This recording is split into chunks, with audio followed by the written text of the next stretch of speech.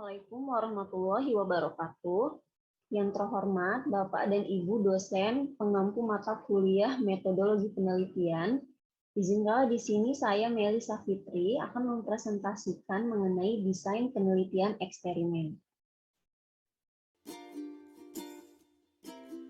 Desain penelitian adalah keseluruhan dari perencanaan untuk menjawab pertanyaan penelitian dan mengantisipasi beberapa kesulitan yang mungkin timbul selama proses penelitian. Nah, penelitian eksperimen itu sendiri artinya penelitian yang digunakan untuk mencari pengaruh perlakuan tertentu terhadap yang lain dalam kondisi yang terkendalikan. Ciri-ciri dari penelitian eksperimen yang pertama, peneliti ingin melihat pengaruh minimal satu variabel bebas terhadap satu atau lebih variabel terikat. Yang kedua, peneliti dapat memanipulasi variabel bebas. Nah, contoh penelitian eksperimen dalam bidang pendidikan, itu variabel bebasnya bisa berupa metode mengajar, bahan ajar, model pembelajaran, dan lain-lain. Sedangkan variabel terikatnya itu bisa berupa prestasi siswa, motivasi, sikap, keterampilan berpikir, dan lain-lain. Nah, salah satu judul penelitian eksperimen yaitu pengaruh model pembelajaran problem solving dalam meningkatkan keterampilan komunikasi siswa. Nah, di sini contoh variabel bebasnya adalah model pembelajaran problem solving, sedangkan variabel terikatnya yaitu keterampilan komunikasi siswa. Selanjutnya ada macam-macam desain penelitian eksperimen.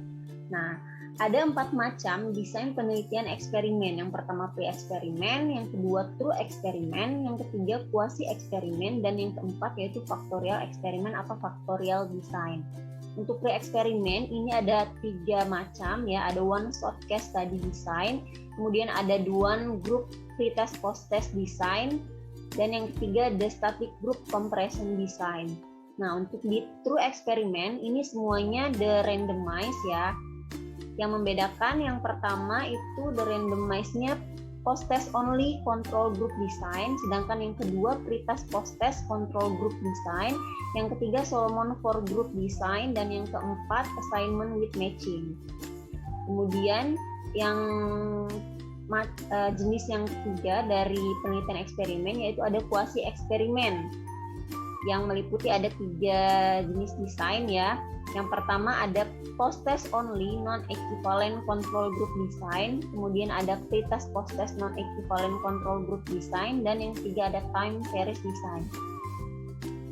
Oke, di sini kita akan lihat perbedaan pre-eksperimen, true eksperimen, quasi eksperimen, dan faktorial eksperimen atau faktorial design.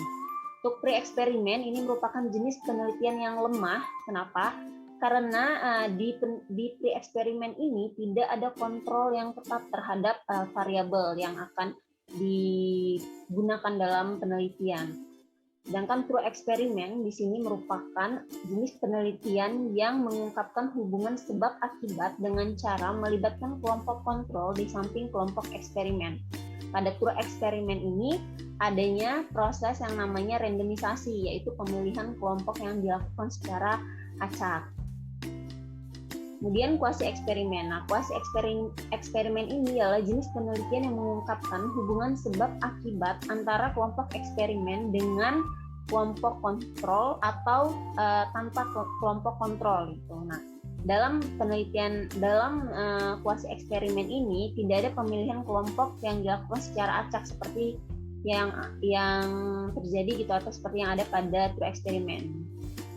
Kemudian yang keempat yaitu faktorial eksperimen atau faktorial design. Ini jenis penelitian eksperimen yang memperbanyak jumlah hubungan yang dapat diperiksa dalam suatu penelitian eksperimen. Oke, kita akan bahas yang pertama yaitu mengenai pre-eksperimen dengan desain yang pertama yaitu one shot case study design. Nah, ini bentuk dari desain pre-eksperimen yang pertama, one shot case study design. Di sini hanya ada satu kelompok gitu, hanya ada satu kelompok eksperimen, tidak ada kelompok pembandingnya atau tidak ada kelompok kontrolnya. Jadi kelompok eksperimennya ini langsung dilakukan treatment kemudian setelah dilakukan treatment langsung diberikan post test. Jadi one shot case study design ini tidak ada kelompok pembanding atau kelompok kontrol, tidak ada pre-test, hanya diberikan treatment kemudian langsung diberikan post test seperti itu. Ini model dari desain one shot case study.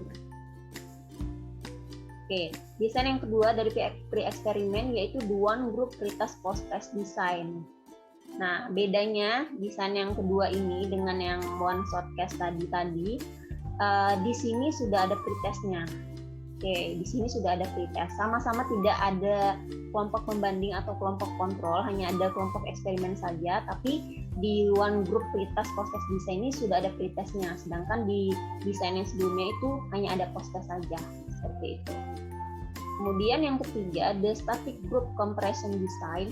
Nah, di jenis desain ini tuh ada satu kelompok yang diteliti, kemudian kelompok tersebut dibagi menjadi dua gitu. Setengah kelompok yang pertama itu disebut sebagai kelompok eksperimen atau experimental group, kemudian setengah kelompok yang selanjutnya disebut sebagai kelompok kontrol. Nah, setengah kelompok yang pertama itu tadi diberikan perlakuan, X ini perlakuan, kemudian diberikan post test, sedangkan setengah kelompok lainnya itu hanya diberikan post test saja. Oke, kita ke jenis penelitian eksperimen yang kedua, yaitu true eksperimen atau eksperimen murni ya. Desain yang pertama yaitu the randomized post test only control group design. Oke, seperti namanya ya, the randomized ini dalam true eksperimen ini terjadi pemilihan kelompok yang dilakukan secara acak. Ini RR ini random maksudnya. Kemudian di true eksperimen ini sudah ada kelompok pembanding. Beda dengan jenis yang pertama tadi yang di pre-eksperimen, itu hanya ada kelompok. Itu saja kan, hanya ada kelompok eksperimen. Kalau di true eksperimen ini sudah ada kelompok pembandingnya. Kemudian pemilihan kelompok dilakukan secara random. Nah, seperti namanya ya, post test only. Di sini nanti kelompok eksperimennya atau treatment grupnya setelah dilakukan diberikan perlakuan gitu, diberikan post test. Sedangkan di kelompok kontrolnya itu tidak diberikan perlakuan, tetapi tetap diberikan post test seperti itu. Oke, jenis yang kedua dari true eksperimen yaitu the randomized pretest post test control group design. Nah, perbedaannya dengan desain pada true eksperimen yang sebelumnya itu di sini, hanya perbedaannya di sini. Kalau di desain yang kedua ini ada post testnya, ada pretestnya.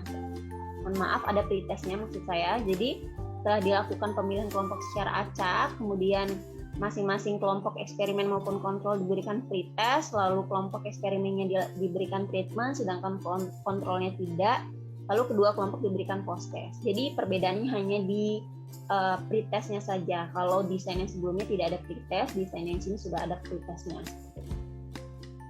Oke, desain yang ketiga yaitu the randomized Solomon for group design. Di sini pada desain ini melibatkan 4 kelompok ya.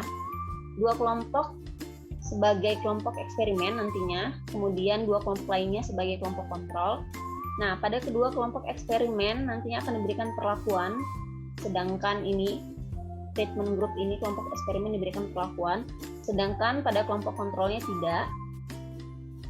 Lalu pada pasangan kelompok yang pertama, yaitu yang ini, yang 2 baris di bagian atas ini nanti akan diberikan pretest sebelum dilakukan treatment gitu ya, sebelum dilakukan pembelajaran di kelas itu akan diberikan pretest dulu. Sedangkan nanti di pasangan yang kedua, yaitu yang ini tidak ada pretestnya seperti itu. Jadi membedakan dari desain Solomon for Group ini di sini di pretestnya. Itu pasangan yang pertama ini diberikan pretest, sedangkan pasangan selanjutnya tidak. Oke, desain yang keempat dari true eksperimen yaitu random assignment with matching. Oke, di sini pada rancangan ini selain dilakukan random ya, randomisasi dengan kelompok secara acak, selanjutnya nanti akan dilakukan matching. Nah, jadi di sini MM ini akan dilakukan matching.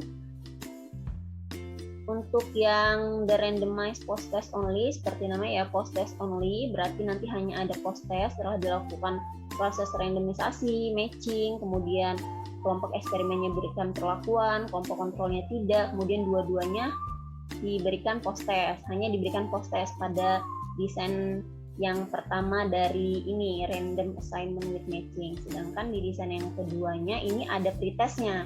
Perbedaannya hanya di sini saja. Nah, proses seperti apa ini saya mengambil dari ini ya, dari contoh yang ada di filenya Profesor Sunyono, bahwa contohnya di sini ada ini pemilihan kelompok kan di true eksperimen dengan desain random assignment with matching ini kan pertama dilakukan randomisasi. Setelah dilakukan randomisasi terbentuklah dua kelompok ini.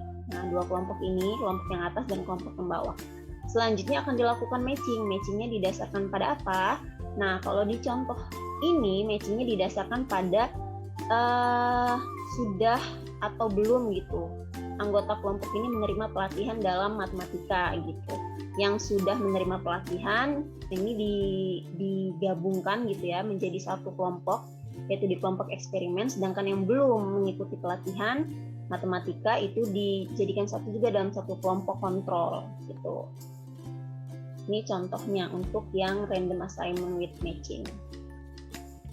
Oke, kita ke jenis yang ketiga, yaitu quasi eksperimen. Yang pertama ada post test only non-equivalent control group design. Nah, sebenarnya prinsipnya sama ya seperti yang di true eksperimen, hanya perbedaannya kalau di quasi eksperimen ini tidak ada pemilihan kelompok yang dilakukan secara acak. Untuk yang post test only non-equivalent control group design ini ya hanya ada post test saja. Jadi kelas eksperimen diberikan treatment, sedangkan kelas kontrolnya tidak. Setelah itu keduanya diberikan post test. Perbedaannya dengan true eksperimen tadi, kalau true eksperimen ada pemilihan kelompok secara acak. Kalau di quasi eksperimen tidak. Oke, kita ke desain yang kedua. Nah, di desain yang kedua ini perbedaannya dengan desain yang pertama ya seperti namanya, kalau di desain kedua ini sudah ada pretestnya gitu. Jadi sebelum dilakukan treatment, kedua kelompok baik kelompok eksperimen maupun kelompok kontrol itu diberikan pretest terlebih dahulu, kemudian di kelas eksperimennya diberikan treatment, sedangkan di kelas kontrolnya tidak, lalu keduanya diberikan post test. Oke, yang ketiga yaitu ada time series design. Time series design ini digunakan untuk pengulangan pengukuran atau observasi pada periode waktu sebelum dan sesudah perlakuan. Jadi di sini dengan desain ini tidak hanya satu kali pengukurannya, artinya pretest dan post testnya gitu ya. Pengukurannya itu tidak hanya dilakukan satu kali, tetapi berulang-ulang gitu. Nah, di time series design ini ada dua jenis, yaitu ada yang basic time series design, kemudian ada yang control time series design. Untuk yang basic ini hanya ada satu kelompok, sedangkan control time series design ada dua kelompok, yaitu ada kelompok eksperimen dan kelompok kontrol.